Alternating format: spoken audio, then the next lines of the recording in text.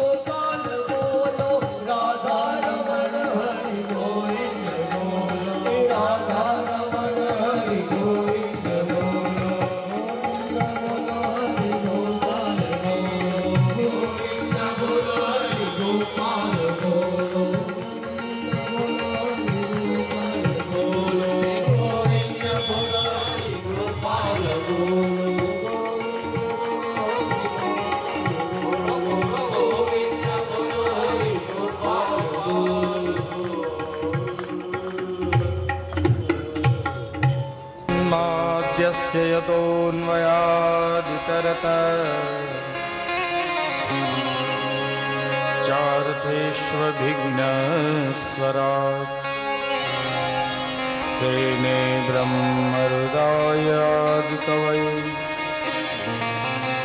मुह्यन्ति यत्सूरय तेजो वारिमृदां यथा विनिमयो यत्र त्रिसर्गो मृषा धाम्ना स्वेन सदा निरस्तकुहकम्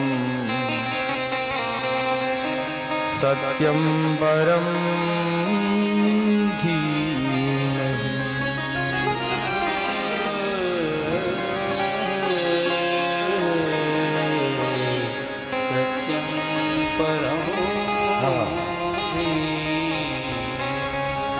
आओ જાડેજા પરિવાર આયોજિત શ્રીમદ ભાગવત સપ્તાહ વિશેષ કરણસિંહ બાપુનો દિવ્ય પ્રયાસ પૂજ્ય બા સાહેબની આંગળી પકડી અને આપણે આ યાત્રાનો આનંદ લઈ રહ્યા છીએ. પેલો એક નિયમ છે ખબર, આપણે જાત્રામાં જઈએ ને, અહીંયા જોકે બાપુને તો ઘણા બધા એવા અનુભવ છે, કેમ કે ભૂલતો ન હો તો બાપુ 19 વખત આશાપુરામાંના મઢે પદયાત્રા આપે. વાહ, બોલ ગંગે. આ જો હાજરી આપી હોય એને કે સાચી વાત છે, આ નિશાની આપી આશાપુરામાં. જય હો. અહીંયા પ્રત્યક્ષ ગંગાજી પ્રગટ થયા, બે બાજુથી આમ હરવેડી ફૂટ્યા, એક બાજુ જ નહીં.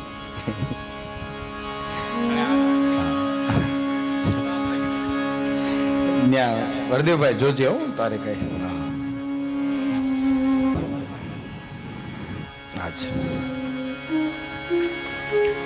તો તીર્થયાત્રામાં નિયમ છે કે જઈએ આપણે એટલે પછી જ્યાં જ્યાં વચ્ચે વચ્ચે આપણને આમ થાય કે અહીંયા જરાક થોડોક વિશ્રામ છે થોડીક વાર માટે, ત્યાં બેહીને માતાઓ સત્સંગ કરે, ત્યાં ભજન ગાય, ગરબા રમે. કચ્છના પ્રવેશ અરે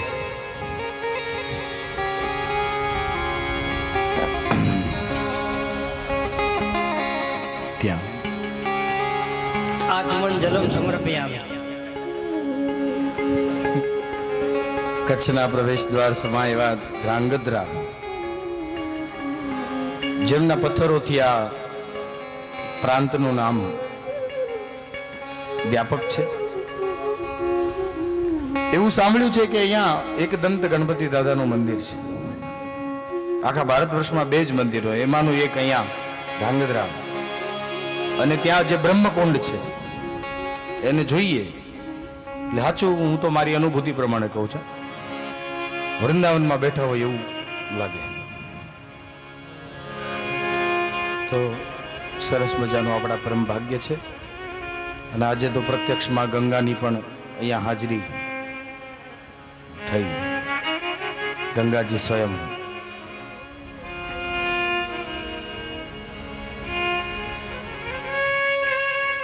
હવે આ યાત્રાના પડાવ પરથી ઉઠીએ, ફરી પાછું ચાલવાનું શરૂ કરીએ. ફરી ભાગવતી આ યાત્રા આગળ વધારીએ. હવે આપણે ભાગવતજીના પહેલા સ્કંદમાં પ્રવેશ કરીએ છીએ. હવે આખું માળખું સમજાવી દઉં. શ્રીમદ ભાગવતના 12 સ્કંદ.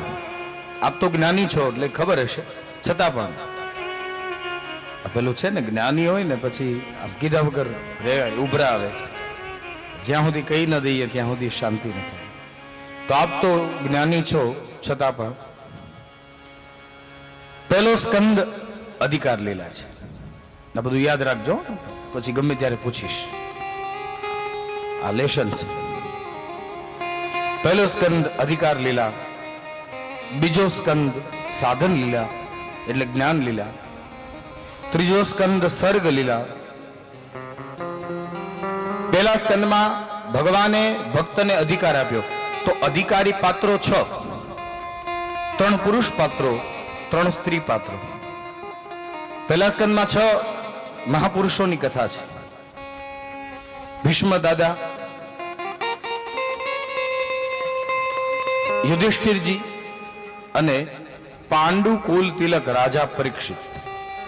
આ 3 શ્રેષ્ઠ પુરુષો છે અને 3 શ્રેષ્ઠ નારીઓની ગાથા પણ છે. એમાં પ્રથમ છે કુંતાજી, જે ભગવાન કૃષ્ણના ફઈબા. બીજા છે દ્રૌપદીજી, પરીક્ષિતના દાદીમા. અને ત્રીજા છે ઉત્તરાજી, ભગવાન કૃષ્ણના કૃપાપાત્ર અને પરીક્ષિત રાજાના માતુશ્રી ઉત્તરાજી. જીવ અધિકાર પ્રાપ્ત કરે પછી એને મળે એને કહેવાય જ્ઞાન. આ જ્ઞાનની ચર્ચા બીજા સ્કંદમાં છે. બ્રહ્મા અને નારદના સંવાદમાં ભગવાન નારાયણ દ્વારા પ્રાપ્ત થયેલી ચતુશ્લોકી ભાગવતનું નિરૂપણ દ્વિતીય સ્કંદમાં છે. ત્રીજો સ્કંદ એટલે સર્ગ લીલા. સર્ગ એટલે સર્જન.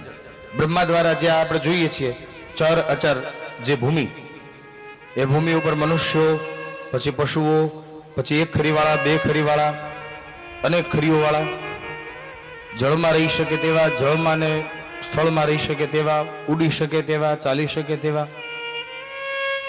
જે કંઈ સૃષ્ટિનું સર્જન થયું છે એ સર્જનની વાત તૃતીય સ્કંદ સર્ગ લીલામાં છે.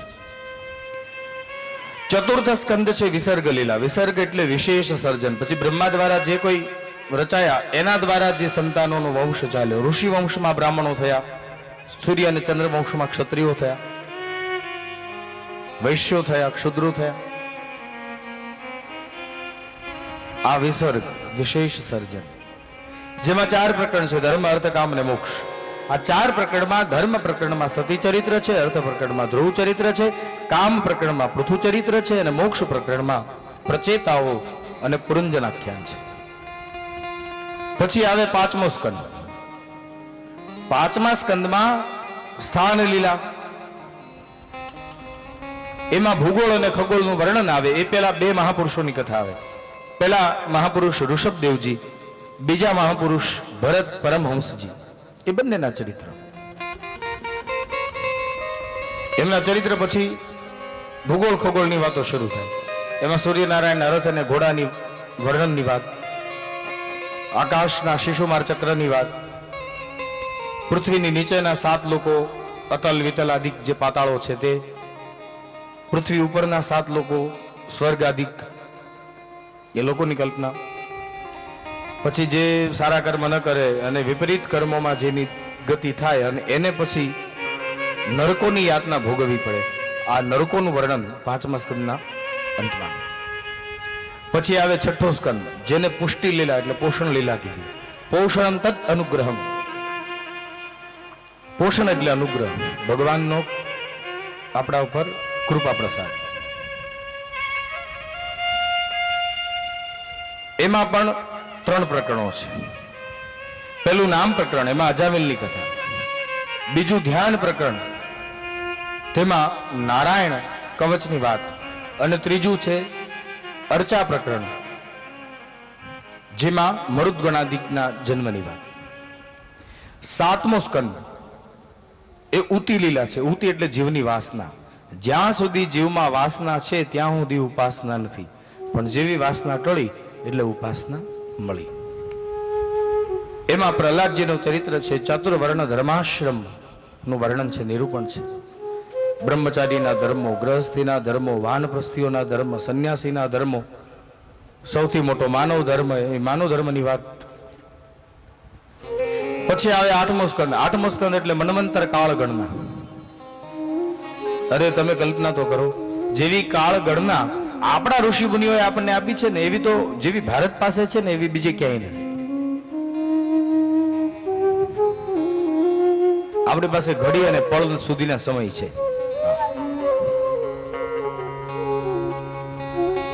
ભાગવતજીમાં તો કાળ ગણના અને મન્વંતરની વાત છે જ.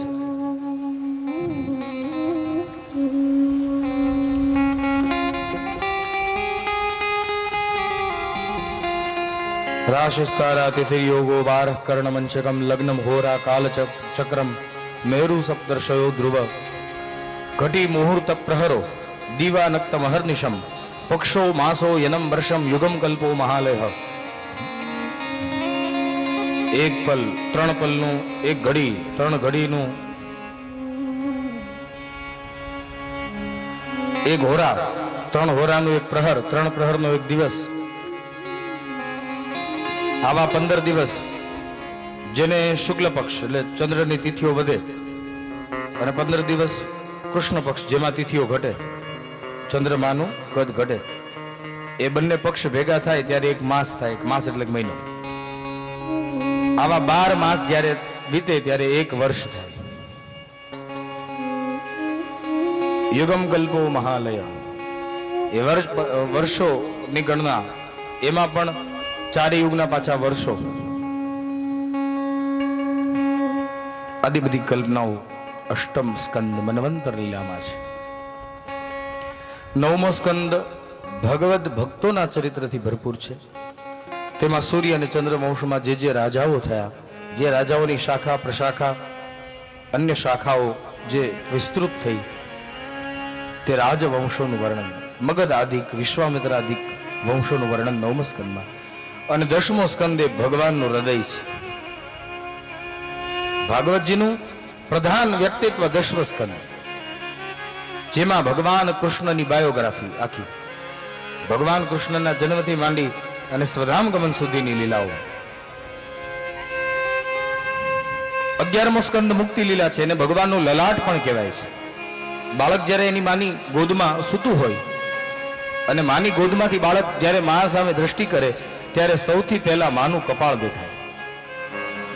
લલાટ એ મુક્તિનું પ્રતીક છે. 12મો સ્કંદ આશ્રય લીલા છે. અન્યાશ્રય છૂટે જાય ત્યારે હરિનો આશ્રય મળે. અન્યાશ્રય ગ્રહ્યો હોય ત્યાં સુધી ભગવદ આશ્રય નથી મળતો. આવા અન્યાશ્રયથી તમે મુક્ત થાવ પછી તમને ભગવદ આશ્રય મળે, અને પછી ભગવાન પોતાનો હાથ ઊંચો કરી અને તમને બોલાવે કે આવો, હું તારો સ્વીકાર કરીશ. પણ ભગવાનના થવા માટે બધું છોડવું પડે છે. એમને ભગવાન મળતો નથી. તમારે સ્વિમિંગ પુલમાં નાવા જવું હોય તો મોટરમાં બેઠા બેઠા તમે સ્વિમિંગ પુલમાં છલાંગ મારી શકવાના છે? મોટરમાંથી ઉતરવું પડે પહેલા, અને પછી તમે સ્વિમિંગ પુલમાં જઈ શકો.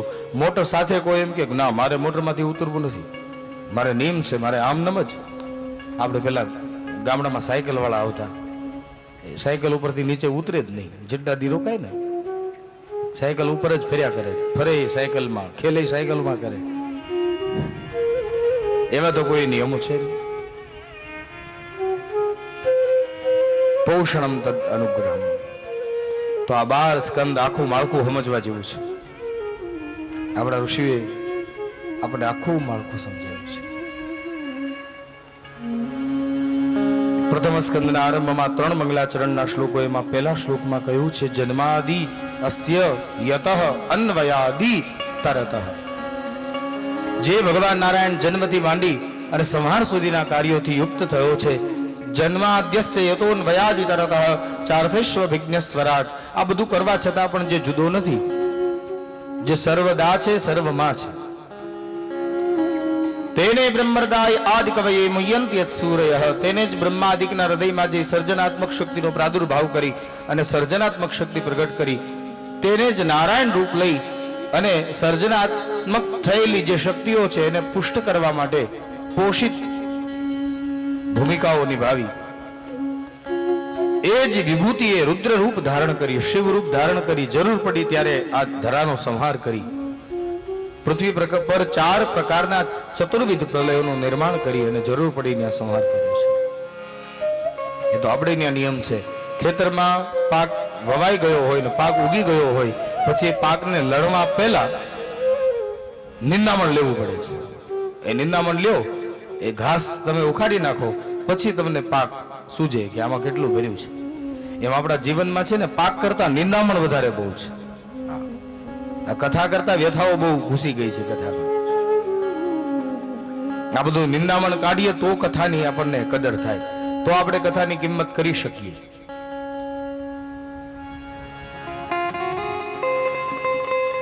વિટંબણાઓ વિડંબણા બને પછી જન જાગૃતિ પ્રાપ્ત થાય. શબ્દ વિડંબણા છે પણ બોલાય છે જાજે ભાગે વિટંબણા. તત્ર ટકારસ્ય ડકારો અસ્તેવ કિંતુ ડકારસ્ય ટકારો તત્રેવ ભવન. येन कारणेन अस्माकं शब्दस्य यः अर्थः प्राप्यते सः अर्थः तस्य नास्ति. જે અર્થ મળે એનો નથી. વિટંબણા શબ્દ અને વિડંબણા શબ્દ બંને જુદા છે. અરે સંસ્કૃત ભાષાની તો જે મધુરતા છે એ તો જે સંસ્કૃત ભણ્યા હોય એને ખ્યાલ હોય. આ ગ્રંથ આખો સંસ્કૃતમાં છે અને અહીંયા મહારાજ મામાના દીકરા જેઓ પોતે સાંદીપની વિદ્યાનિકેતનના પણ વિદ્યાર્થી છે અને અત્યારે શિક્ષક પણ છે, તો તેજસભાઈ અહીંયા ઉપસ્થિત છે. જ્યારે આવા વિદ્વત પરામર્શો અને વિદ્વાનોનો પરામર્શ પ્રાપ્ત થતો હોય ત્યારે હૃદય ખૂબ ગદગદિત અને આનંદિત થતો હોય. તો અમારે સંસ્કૃત સાહિત્યમાં એક શ્લોક આવે છે. એ શ્લોકમાં વ્યાકરણના મહત્વની વાત કરી છે. યદ્યપિ બહુનાધીશે તથાપિ પઠપુત્ર વ્યાકરણમ સ્વજન સ્વજનો મા ભૂત સકલમ શકલમ સકૃત છકૃત. વાહ મહારાજ વાહ, બહુ સારું બોલ્યા, પણ સમજાવો હવે. સમજાવું. સંસ્કૃતમાં વ્યાકરણની બહુ મહત્વતા છે. વ્યાકરણ જે સારી રીતે ભણ્યો છે એ જ સચોટ અર્થ આપી શકે છે. બાકી જેને સચોટ વ્યાકરણ નથી ભણ્યું તે સચોટ અર્થ નથી આપી શકતો. આપણે બોલીએ ને એક એક શબ્દમાં ફેર પડી જાય છે. સ્વજન કહો તો સ્વજન એટલે આત્મીયજન, જે પરિવાર છે, પોતાના છે તે. પણ સ્વજન કયો એટલે મૃત્યુ પામેલા. કેટલો ડિફરન્ટ પડ્યો. સ્વજન કેવું અને સ્વજન કેવું. સકલમ એટલે બધું જે દેખાય છે તે સકલમ, અને શકલમ એટલે એક.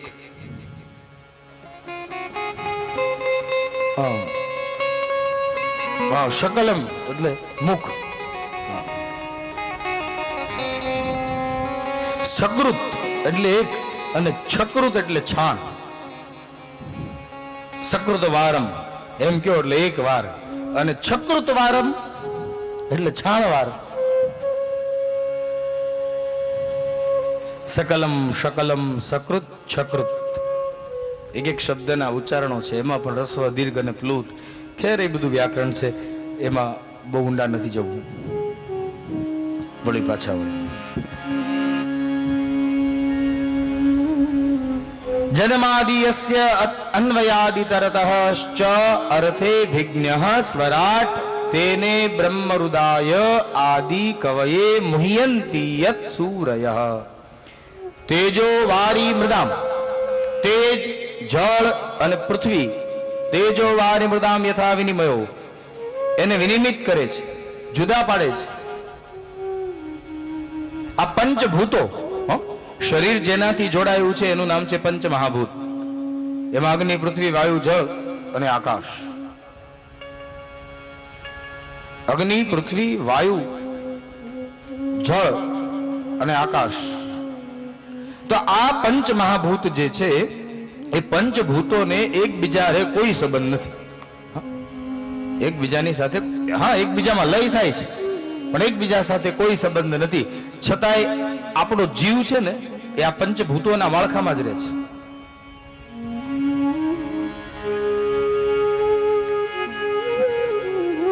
સરખી રીતે સમન્વિત રીતે વિનિમય કરવા છતાં પણ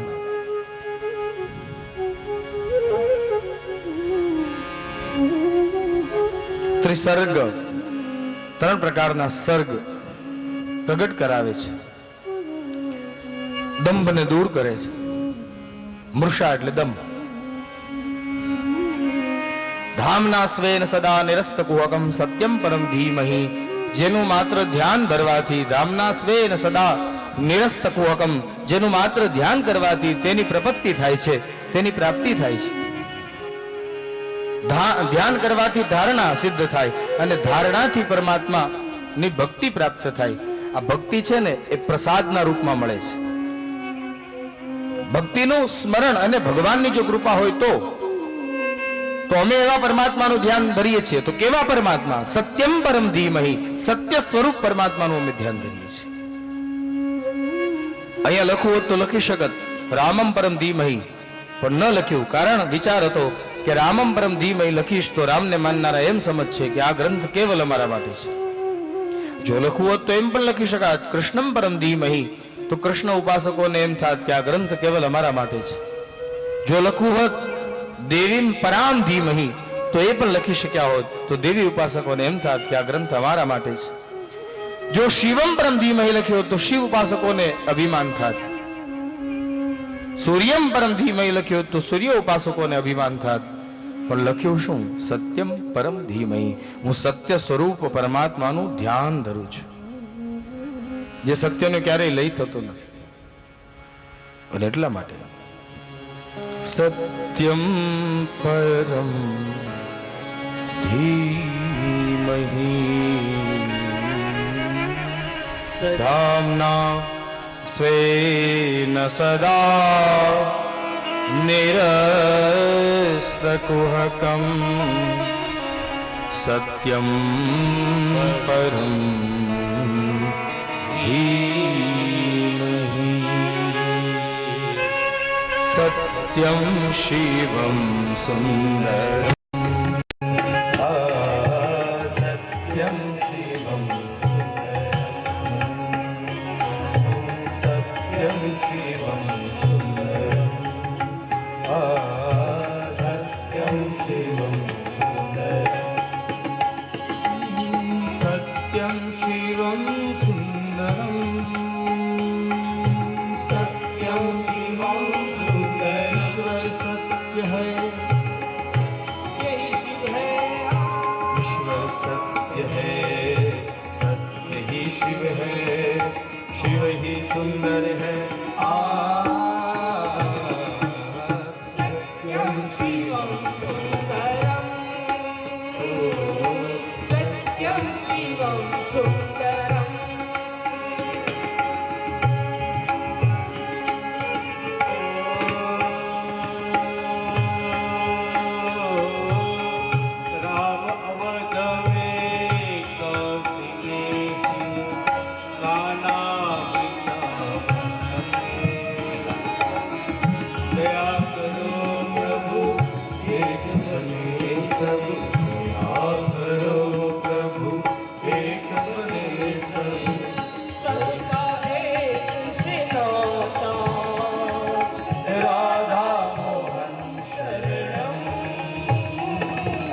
सत्यम शिवम सुंदरम,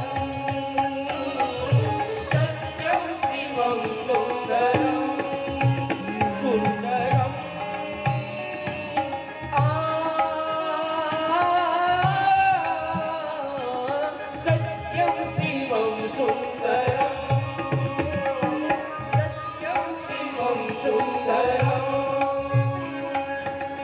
एक सूर्य है,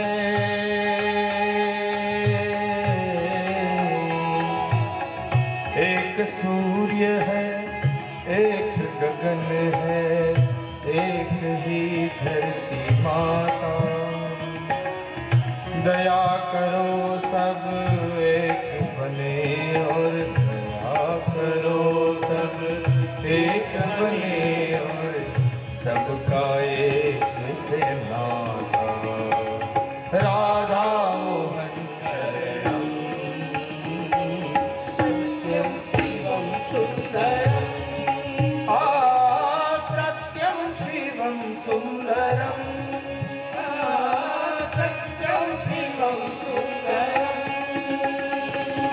राम कृष्ण हरि राम कृष्ण हरि राम कृष्ण हरि राम कृष्ण हरि राम कृष्ण हरि राम कृष्ण हरि राम कृष्ण हरि राम कृष्ण हरि राम कृष्ण हरि राम कृष्ण हरि राम कृष्ण हरि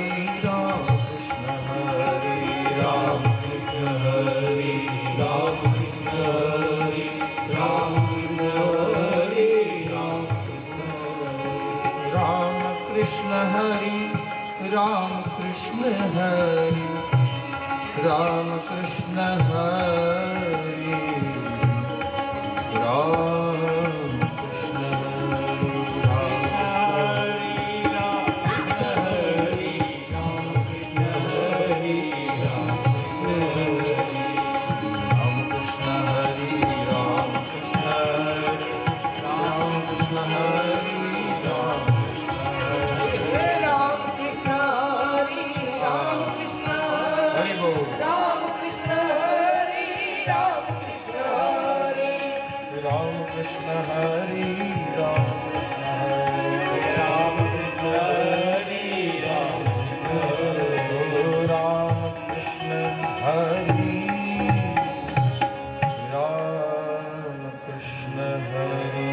જીવનમાં સત્યનું મહત્વ ત્યારે જ વધે જ્યારે દંભ જાય. બાકી દંભ ન જાય અને પછી સત્ય વધતું નથી. ઘણાના દંભ જોવા જેવા હોય, બહુ આમ આપણને એમ થાય કે વાહ રે વાહ, ભગવાન સાંગોપાંગ ઉતરી ગયા છે. આપણને એમ થાય ઘડી જોઈએ ત્યાં, પણ પછી ખબર પડે કે આ તો રંગ ઉડ્યો પેલા આમ એવા આમ. અને જે રંગ ઉતરતો હોય ને, જે કપડાને રંગ ઉતરતો હોય એ કપડું ભભકો વધારે લાગે. એ કપડું આમ ભભકું, એમાં ભભક વધારે હોય. એ તો પાણીમાં બોળીએ ત્યારે વસ્ત્રની કિંમત થાય કે રંગ છોડે છે કે રંગ પકડે છે. એમ દંભનું એવું છે. આપણા જીવનમાં દંભ હોય એટલે આપણે દેખાઈએ ભપકાદાર, પણ એ ખરે ખબર્યું પડે કે આ સત્ય છે કે દંભ. કવિ છોટમે તો બહુ કીધું ને, આ ભાગવત સપ્તાહમાં એની હારે જોડાયેલા એના પૂરક ભજનો એટલા બધા છે કે જો ધારીએ તો આખી ભજન ભાગવત થાય. લ્યો, એટલા બધા પદે પદે ભજનો, એટલા બધા ભજનો. તો હવે કવિ છોટમને યાદ કર્યા છે, એની એકાદ પંક્તિ જોઈએ.